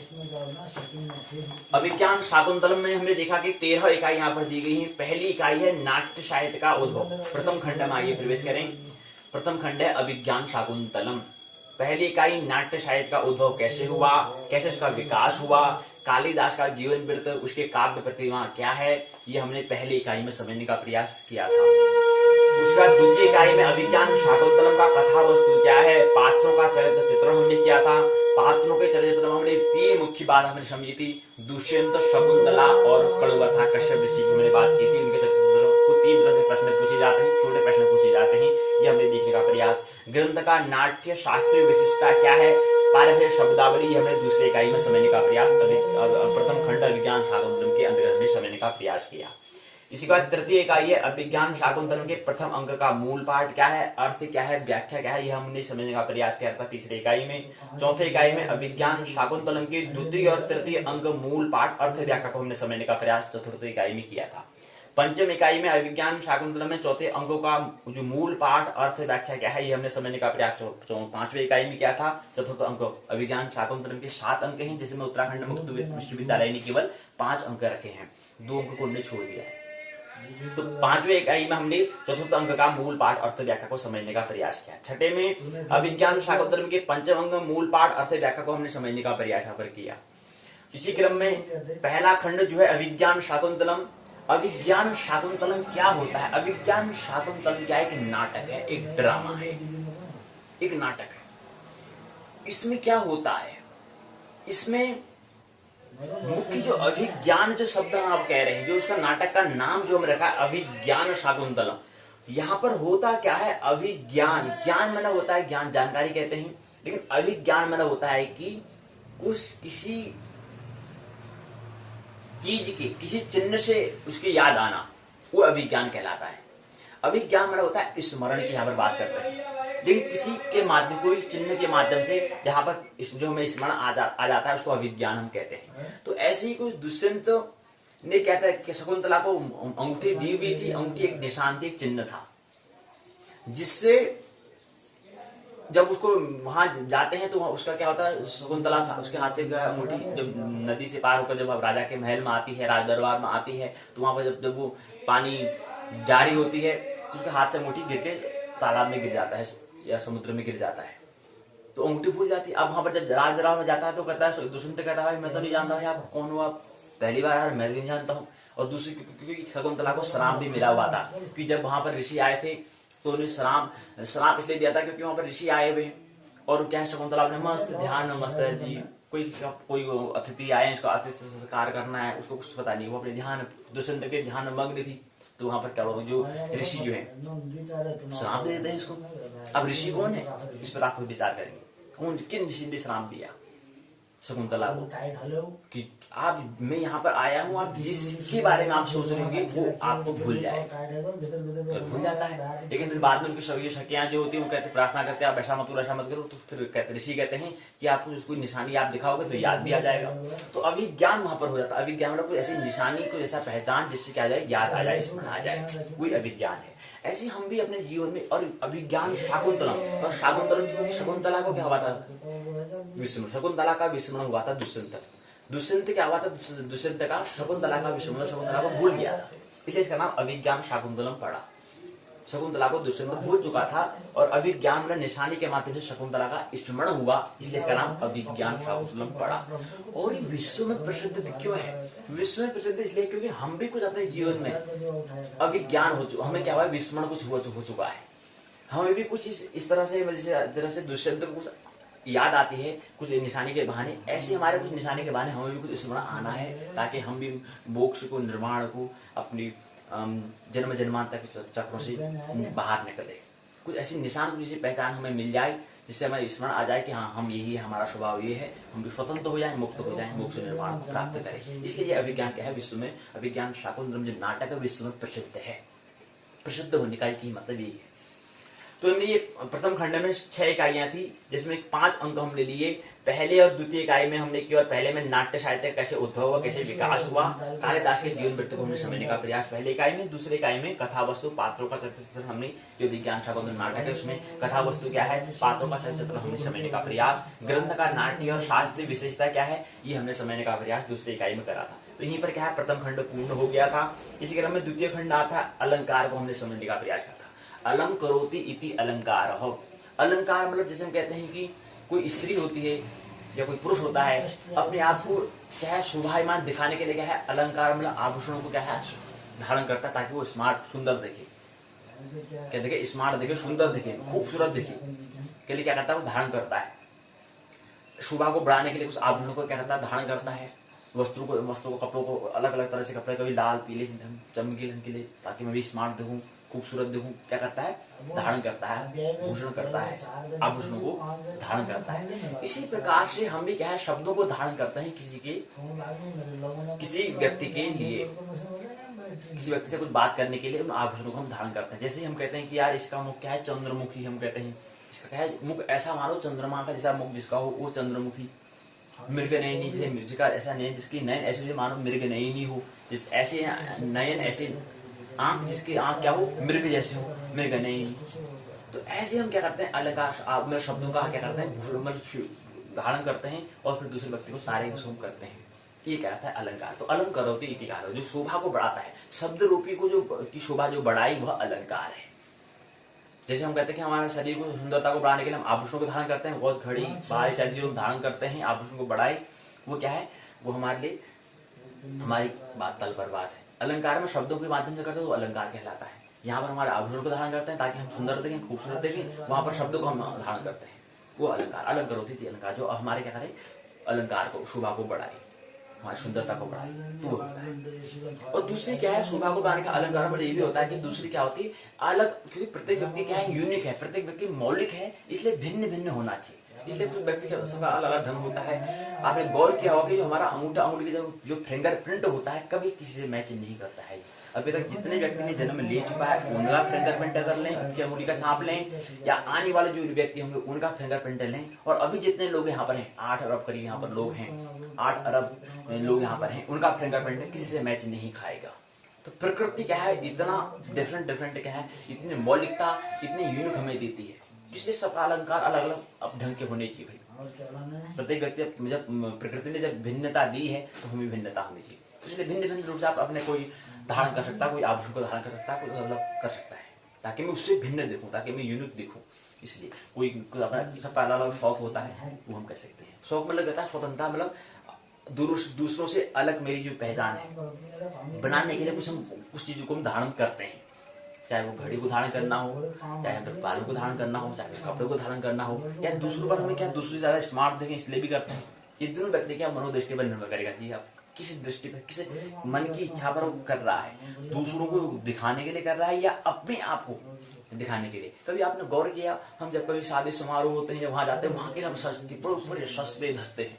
कभी हमने अपने घर में के लिए हम सुंदर नहीं होते हैं, तैयार नहीं होते, क्या कभी सोचते हैं कि यार आज अवकाश करो, आज के दिन मैं घर में ही रहूंगा, लेकिन घर में के लिए मैं अच्छे कपड़े पहनूंगा, अपने आप को सुंदर दिखने के लिए मैं क्या करूंगा, आज कपड़े पहनूंगा। शादी ब्याह के लिए तो करना ठीक है, वो सभी करते हैं, लेकिन मैं आज क्या करूंगा, स्पेशल मेरे को घर में रहना है तो मैं आज क्या करूंगा, मैं अपने आप को सजने के लिए पूरा तैयार होऊंगा, ताकि मैं अपने आप के लिए सुंदर हूँ। तो अपने आप के लिए, दूसरों को दिखाने के लिए नहीं। थोड़ा ये दो दृष्टियां हो सकती है, दो दृष्टियों से हमें बाहर आना होता है जी। अपने आप को हमें क्या करना है, कहीं पर कोई समारोह, शादी विवाह समारोह, वहीं पर तैयार नहीं होना है। अपने जीवन को क्या करना है, निरंतर जिसे वहाँ समारोह के लिए हम तैयार होते हैं, उसी प्रकार से हमें अपने आप को भी क्या करना है, प्रतिदिन हमें तैयार होना करना, सजाना है, संवारना है, डेकोरेशन हमें करना है, सजावट हमें करनी है। दिवाली आ रही है, दिवाली में घर को सजाते हैं रोज, ऐसे अपने पूरे दिन क्या करना है, प्रतिदिन अपने आप को सजाना है, अंत से आत्म दोनों से ख्याल लेना चाहिए। अंतर। दो जगह हमें ख्याल रखना है, ब्रह्म का और प्रकृति का। हमें दो बातें ख्याल रखनी होती है। प्रकृति का ध्यान रखो, हमें सभी ध्यान दिलाने की जरूरत नहीं होती, क्योंकि हम देखा देखी में सीख लेते हैं। लेकिन ब्रह्म की सजावट के लिए हमें तो कुछ सत्संग करना पड़ता है। बिनु सत्संग विवेकन होई, राम कृपा बिनु सुलभन सोई। तो वहां पर ब्रह्म की सजावट के लिए हमें क्या करना पड़ेगा? सत्संग हमें करना होगा। और सत्संग, बिना सत्संग के विवेक नहीं होता, ये ख्याल रहना चाहिए। बुद्धि तो मिल जाएगी, लेकिन विवेक अर्थात हृदय के तल पर हमें नहीं मिल सकता है। तो वहां पर हमें क्या करना पड़ेगा? सत्संग करना पड़ेगा ब्रह्म की सजावट के लिए। द्वितीय खंड है अलंकार। अलंकार के अंतर्गत उत्तराखंड मुक्त विश्वविद्यालय ने चंद्रालोक पंचम मयूख का मित्र जयदेव जो है, जयदेव के अंतर्गत जो किताब है, जो उनकी कृति है, उस कृति का नाम है चंद्रालोक। इसके अंतर्गत 10 उन्हें मयूख दिए हैं, मतलब 10 अध्याय दिए हैं। 10 अध्याय में हमें केवल 5वां अध्याय, जिसमें अलंकार के बारे में जिक्र किया है, वो 5वां जो अध्याय है, जो 5वां जो पंचम मयूख है, उसको हमें समझना है। और भी अन्य मित्र हैं, उन्होंने भी अलंकार के बारे में बताया है, उसके बारे में विस्तार से बात नहीं करनी है। यहाँ पर जयदेव जो है, उनके ग्रंथ चंद्रालोक को ही हमें समझना है। अब जिनको प्रश्न पूछता है, गुरुजी बताओ कि चंद्रालोक पंचम मयूख ही क्यों दिया, अन्य मित्रों का क्यों नहीं दिया? चंद्रालोक पंचम मयूख जो हम बता रहे हैं कि जो जयदेव ने लिखा है, इसमें ये विशेषता है कि इसमें क्योंकि पूछा क्या जाता है, अलंकार में लक्षण और उदाहरण पूछा जाता है। तो चंद्रालोक में ऐसी विशेषता है कि जो एक श्लोक जो दिया हुआ है, उसमें लक्षण भी मिल जाता है और उसका उदाहरण भी मिल जाता है। इसलिए चंद्रालोक पंचम मयूख को रखने का एक कारण ये भी हो सकता है, उत्तराखंड मुक्त विश्वविद्यालय का ये भी एक कारण हो सकता है। तो ये हमने द्वितीय खंड में यहाँ पर पहली इकाई अलंकारों से सामान्य परिचय हमने पहली इकाई में, दूसरे में अनुप्रास सलेश यमक लक्षण उदाहरण हमने समझने का प्रयास यहाँ पर किया है। तीसरा है अपहनुति और व्यतिरेक और विभावना अलंकार थे। तो कुल मिलाकर 19 अलंकार को हमने समझने का प्रयास यहाँ पर किया है द्वितीय खंड में। अनुप्रास सलेश यमक, अपहनुति, व्यतिरेक, विभावना, उपमा, रूपक, उत्प्रेक्षा, विशेषोक्ति, अतिशयोक्ति, निर्देशना, तुल्य युगता, अर्थोत्पत्ति, स्मृति, भ्रांत, संदेह, दृष्टांत, अर्थ अंतर्न्यास, ये हमने 18-19 अलंकार को देख लिए। 1 2 3 4 5 6 7 8 9 10 11 12 13 14 15 16 17 18 19 अलंकार को हमने समझने का प्रयास यहाँ पर अलंकार वाले में किया था। चंद्रालोक पंचम मयूख के अंतर्गत जो अध्याय है, वहां से लेने का प्रयास द्वितीय खंड में किया था। हालांकि उत्तराखंड मुक्त विश्वविद्यालय द्वितीय खंड चंद्रालोक पंचम मयूख को केवल यहाँ पर 3 इकाइयां रखी है। लेकिन हम पूरा अगर हम देखेंगे कि जिस हिसाब से नाटक, अलंकार, छंद 3 बात यहाँ पर दी गई है, उस हिसाब से 3 इकाई में हम अपने हिसाब के लिए इसको अभिज्ञान ठाकुर में पहले खंड में रख दिया, दूसरे खंड में हम अलंकार को रख रहे हैं। तो से हिसाब पहली, दूसरी, तीसरी इकाई में क्या है अलंकार के बारे में, इनकी 3 यहाँ पर इन्हें अलग अलग खंड में रख दिया है। लेकिन हम क्या कर रहे हैं, इसको यहाँ से तृतीय खंड से हटा करके पहली, दूसरी, तीसरी इकाई को इसी दूसरे खंड में रख दे रहे हैं। तो 3 और 3 3 6 इकाई क्या है अलंकार से संबंधित है। और तृतीय इकाई केवल छंद को हम यहाँ पर रखने का हम प्रयास कर रहे हैं। उत्तराखंड मुक्त विश्वविद्यालय ने ऐसा नहीं किया है, लेकिन हम कर रहे हैं। तो यहाँ पर केवल तृतीय इकाई को हम छंद कह रहे हैं, तो हमने यहाँ पर ही कर रखा है। खंड तीसरा छंद हमने यहाँ पर रखा है। तो यहाँ पर जो 13 छंद थे वो हमने कल समझने का प्रयास यहाँ पर किया था। हमने कहा छंद 2 प्रकार से होते हैं, वर्णिक, मात्रिक और वर्णिक, 2 हमें छंद होते हैं। कल हमने समझने का प्रयास कल की बैठक में हमने किया था, वही हमने समझने का यहाँ पर प्रयास कर रहे हैं। तो यही बात हमें समझना है। एक बात छंद को थोड़ा सा और समझ लेते हैं। कल थोड़ा एक श्लोक लेंगे, ज्यादा नहीं, उसको थोड़ा अर्थ लेने का हम प्रयास करेंगे। तो एक श्लोक हम यहाँ पर लेते हैं ताकि यहाँ पर थोड़ा मनोरंजन हो जाए। आर्या पहला छंद है। अब 13 कौन कौन छंद है आइए समझें। पहला आर्या, दूसरा अनुष्टुप, तीसरा इंद्रवज्रा, चौथा उपेंद्रवज्रा, 5वां उपजाति, 6ठा वंशस्थ, 7वां श्रृंखला, 8वां वसंतलिका, 9वां शिखरिणी, 10वां शार्दुल विकृत, 11वां मालिनी, 12वां भुजंग प्रियात। ये 12 छंद थे, ये बात हमें ख्याल रखें। तो 12 छंद यहाँ पर हैं। 1 2 3 4 5 6 7 8 9 10 11 12। तो 12 छंद हैं, 12 छंद यहाँ पर दिए गए हैं। तो 12 छंद यहाँ पर दिए गए, जिसमें क्या था 13 छंद की हम बात कर रहे थे, लेकिन यहाँ पर 12 छंद आ रहे हैं। तो कैसे, आर्या हो गया पहला, दूसरा अनुष्टुप हो गया, तीसरा इंद्रवज्रा, चौथा उपेंद्र वज्रा, 5वां उपजाति, 6ठा वंशस्थ, सातवां श्रीधरा, आठवां वसंतलिका, आठवां, नौवां, 10वां, 11वां, 12वां और 13वां ये दिया हुआ है जी। यहाँ पर देखा होगा लास्ट में दिया होगा मालवी, और उसके बाद है तुम्हारा मंदाकांता, ये है मंदाकांता। 13 अलंकार हो चुके हैं। तो क्या है, तो 7 क्या है, श्रीधरा गया, 8वां वसंतलिका, 9वां शिखरणी, 10वां शार्दूल विकेट, 11वां मालिनी, 12वां भुजंग प्रियात, 13वां मंदाकांता। तो क्या है, 13 अलंकार हैं, जिसमें 12 अलंकार क्या थे, वर्णिक थे, और मात्रिक केवल एक आर्या क्या था, आर्या छंद मात्रिक छंद था। आइए एक यहाँ पर एक हम यहाँ पर लेते हैं, एक जो हमारा अलंकार लेते हैं हम, इंद्र वज्रा, उपेंद्र वज्रा और उपजाति, इन 3 छंद को आइए आज लेते हैं आज की पाठशाला में। इंद्र वज्रा, इंद्र वज्रा में क्या है, प्रत्येक चरण में 2 तगण, 1 जगण, 2 गुरु हो तो वह इंद्र वज्रा छंद कहलाता है, जिसका उदाहरण हमने लिया था। कुल मिला के 44 वर्ण इसमें होते हैं।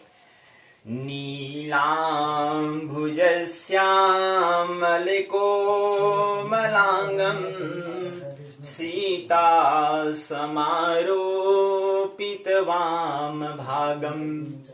नीलाम भुज श्याम, नीला भुज जिसका है, श्याम कोमल अंग जिसका है, सीता समारोपितवाम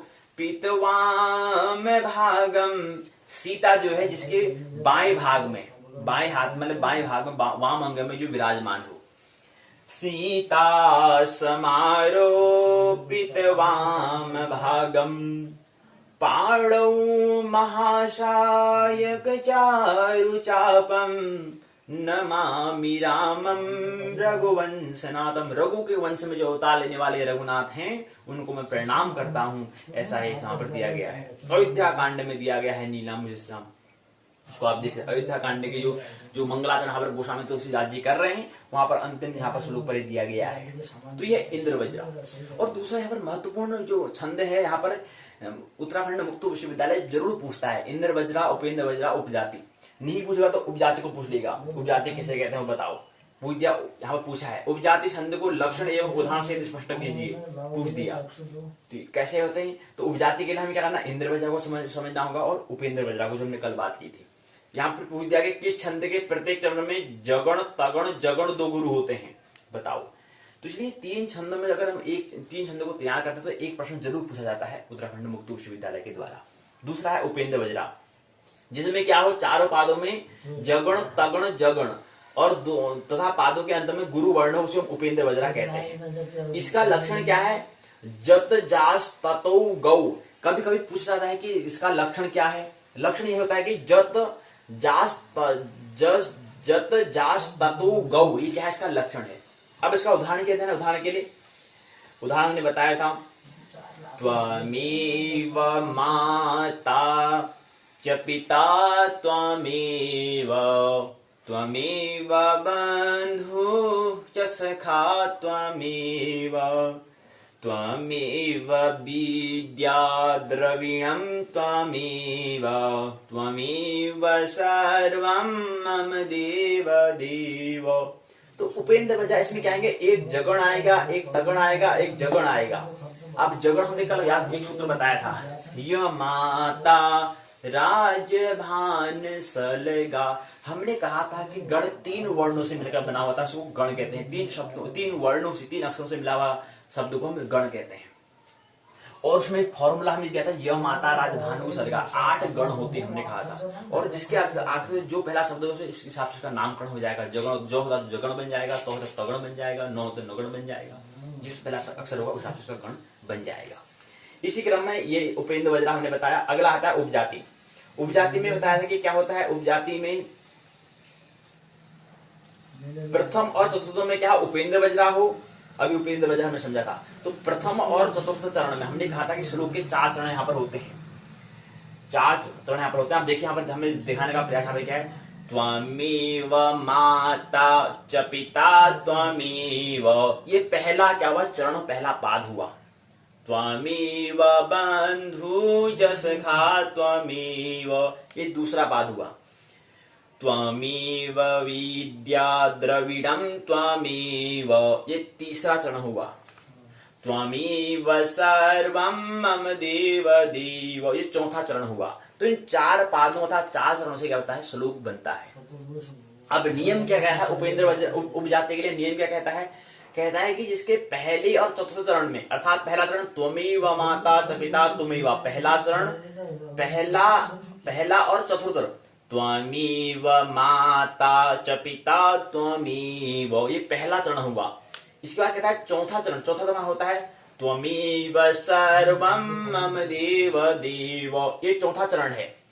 तो पहला और चतुर्थ में क्या उपेंद्र वज्रा हो, अर्थात ये वाला छंद हो उपेंद्र वज्रा, जिस सूत्र को हम ले रहे हैं, ये वाला क्या हो, छंद हो पहला वाला। दूसरा और तृतीय में क्या हो, इंद्र वज्रा हो, अर्थात दूसरा चरण कौन सा होता है, त्वमेव बंधु च सखा त्वमेव, ये दूसरा। और तीसरा त्वमेव विद्या द्रविणम त्वमेव, ये दूसरा, ये तीसरा चरण होता है।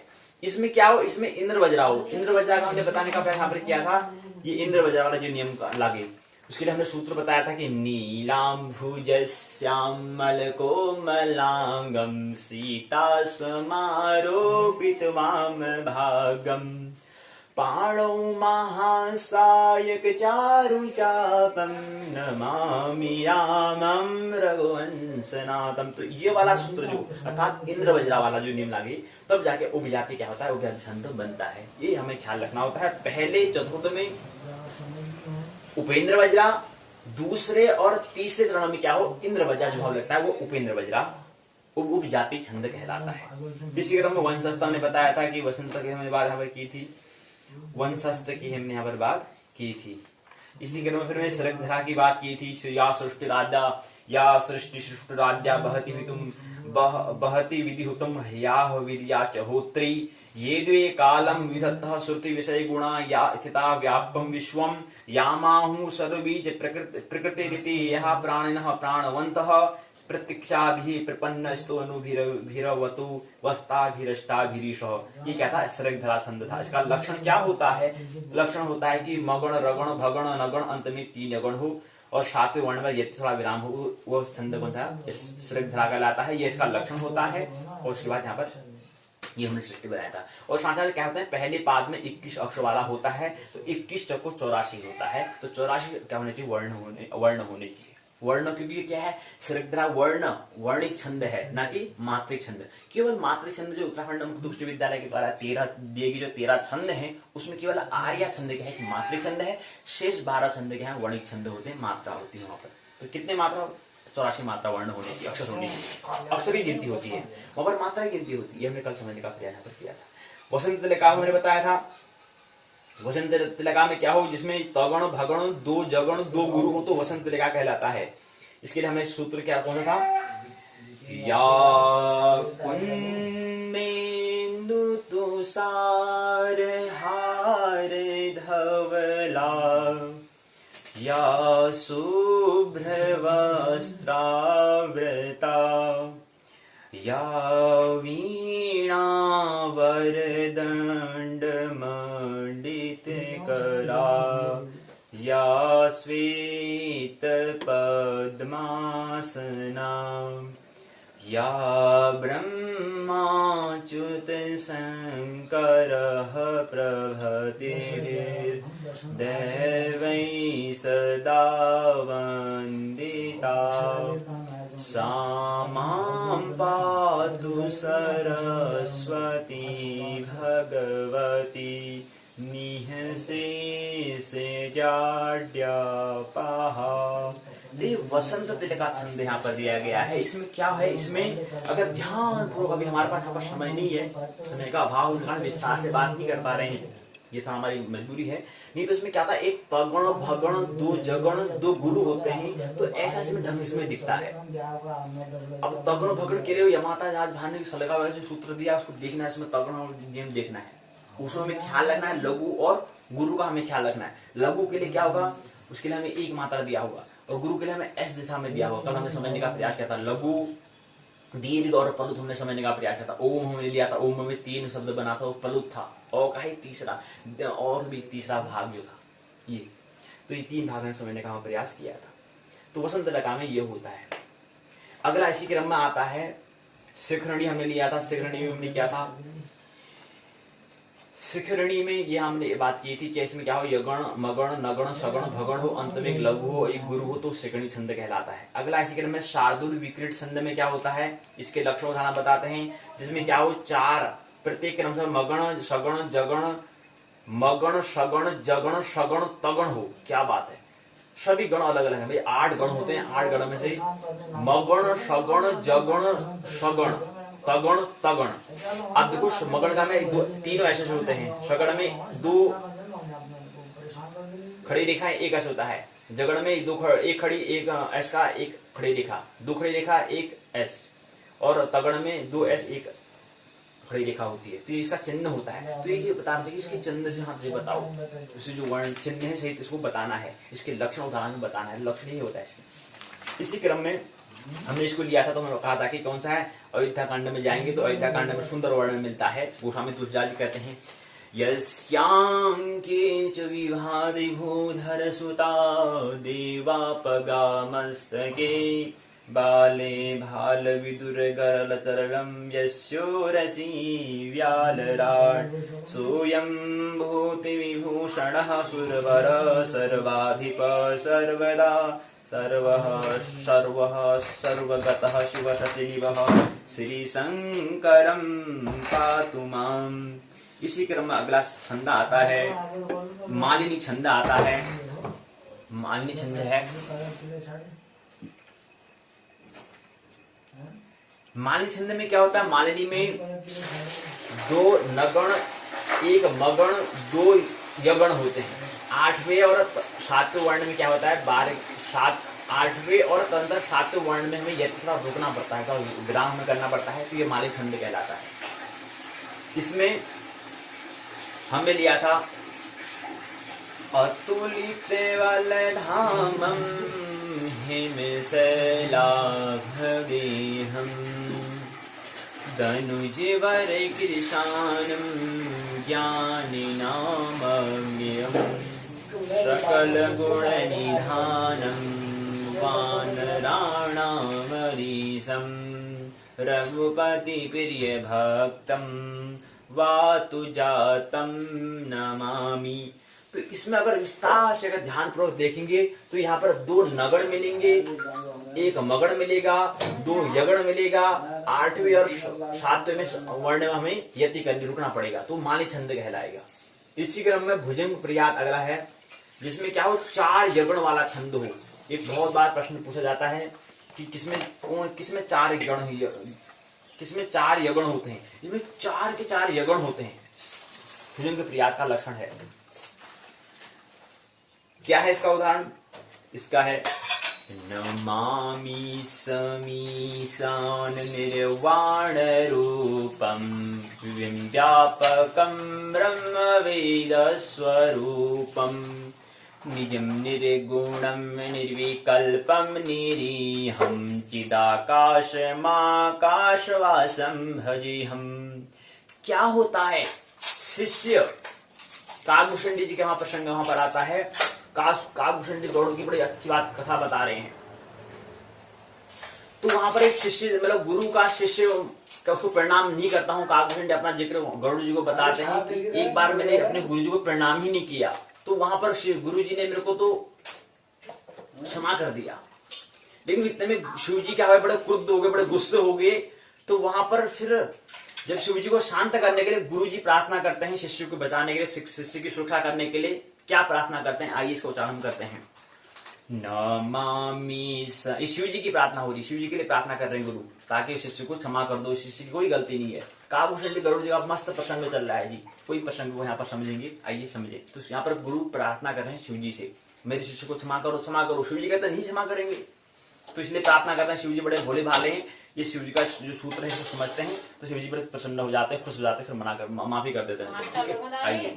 नमामि समीशान निर्वाण रूपम व्यापकं ब्रह्म वेद स्वरूपम।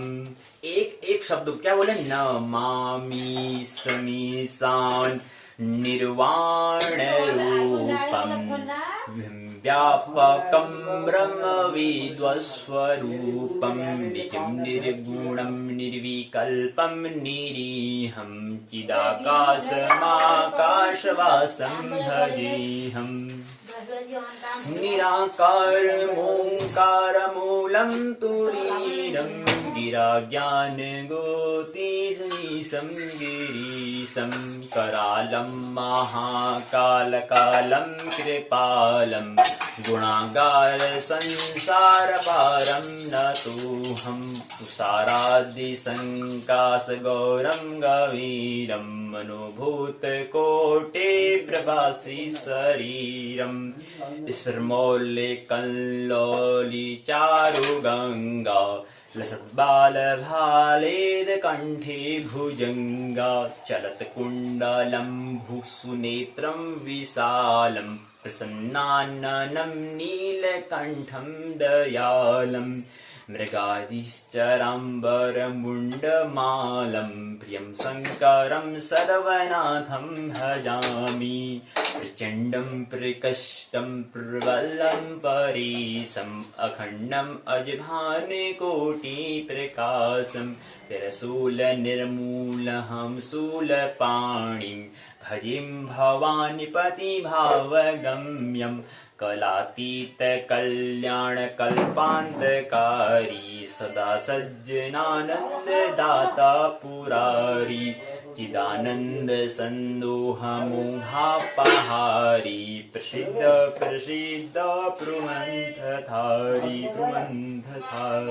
नियावद् उमानाथ पादारविन्दं भजन्ति यलोके परिवानराणां न तावत् सुखं शान्ति सन्तापनाशं प्रसिद्ध प्रसिद्ध सर्वभूतादिवासम् न जानामि योग्यं जपं नैव पूजां न तोऽहं सदा सर्वदा शम्भुतुभ्यं जराजन्म दुःखोगतातव्यमानं कृपाय आपन्नमामि शम्भुरुद्राष्टकवन्द्रुक्तं विष्णेन हरतु ये पठन्ति नराः तेषां शम्भुपसीदति। तो इसको देखेंगे तो ये मालिनी छंद हमको मिल क्या है, भुजंग प्रयाग से मिलेगा, जिसमें 4 यगुण हमको मिलेंगे। इसी क्रम में आता है मंदाक्रांता। चारों पाद में प्रत्येक पाद में क्रमशः मगण भगण नगण दो तगण हो, अंत में क्या हो, दो गुरु हो। गुरु मतलब दो इस तरह से कुछ में दिखाया गया। दो में दो मतलब जैसे आ क्या है, और के पीछे आ की मात्रा लगी तो ये है गुरु है, ऐसे गुरु हो तो मंदाक्रांता कहलाता है। इसमें हमने देखा था श्लोक था शांताकार, विष्णु भगवान की प्रार्थना हो रही है। आइए वंदना करें विष्णु भगवान की, प्रार्थना करें और यहीं पर अपनी इसी श्लोक के माध्यम से यहाँ पर अपनी पाठशाला को विराम देंगे, अपनी वाणी को विराम देंगे। आइए इसी अंतिम श्लोक को, विष्णु भगवान की प्रार्थना हो रही है कि हमें ख्याल रखना चाहिए ब्रह्मा विष्णु महेश सत्व रजतम इलेक्ट्रॉन प्रोटॉन न्यूट्रॉन, कोई ये भगवान नहीं है जो हम कहते हैं। ये क्या है, प्रकृति के गुण हैं। हम गाड़ी चलाते हैं तो गाड़ी चलाने के लिए हमें क्या करना पड़ता है, हमें पहले एक्सीलरेटर से प्रारंभ करना होता है, उसका हमें ब्रेक की आवश्यकता होती है और एक हमें बैलेंस से बनाने की आवश्यकता होती है। 3 चीजों की हमें आवश्यकता होती है। ऐसे प्रकृति के 3 गुण सत्व रजतम ब्रह्मा विष्णु महेश, एक सृजन करने वाला, एक विध्वंस करने, एक सृजन करने वाला, एक विध्वंस करने वाला, एक जन्म देने वाला, एक मारने वाला और बीच में एक समतोल बनाने वाला। तो बीच में वो विष्णु होते हैं, अर्थात जीवन के प्रतीक क्या है, विष्णु है। आइए उनकी हम भी क्या करें, प्रार्थना करें इस श्लोक के माध्यम से। शान्ताकारं भुजगशयनं पद्मनाभं सुरेशं विश्वाधारं गगनसदृशं मेघवर्णं शुभांगम् लक्ष्मीकान्तं कमलनयनं योगभिर्ध्यानगम्यं वन्दे विष्णुं भवभयहरिं सर्वलोकैकनाथनं शान्ताकारं भुजगशयनं पद्मनाभं सुरेशं विश्वाधारं गगनसदृशं मेघवर्णं शुभांगं लक्ष्मीकान्तं कमलनयनं योगभिर्ध्यानगम्यं वन्दे विष्णुं भावयहरिं सर्वलोकैकनाथनम्। ये क्या है, मंदाक्रांता छंद है। यहीं पर क्या होती है, हमारी पुस्तक तो कल ही पूर्ण हो चुकी है। आज हमें प्रश्नोत्तरता के अंतर्गत प्रथम दिवस में स्वागत लेने का प्रयास हमने किया, में समझा। कल के दिन और होगी, उसको लेने का प्रयास करेंगे। उसके बाद अगले दिन से, अर्थात आज 9 तारीख है, कल 10 11 तारीख से 11 नवंबर से हम द्वितीय प्रश्न पत्र नीति, काव्य और व्याकरण को संस्कृत साहित्य के अंतर्गत SL 102 पर हम जाएंगे। अर्थात प्रथम स्नातक प्रथम वर्ष के उत्तराखंड मुक्त विश्वविद्यालय के स्नातक प्रथम वर्ष के द्वितीय प्रश्न पत्र की हम यात्रा करेंगे। मेरी बातों को मानना नहीं, जानना है। मेरी बातों के प्रेम पूर्वक शांति को सुना, बहुत बहुत अनुग्रहित हूँ। अंत में सबके भीतर बैठे परमात्मा को प्रणाम करता हूँ। मेरा प्रणाम स्वीकार करें। हेलो।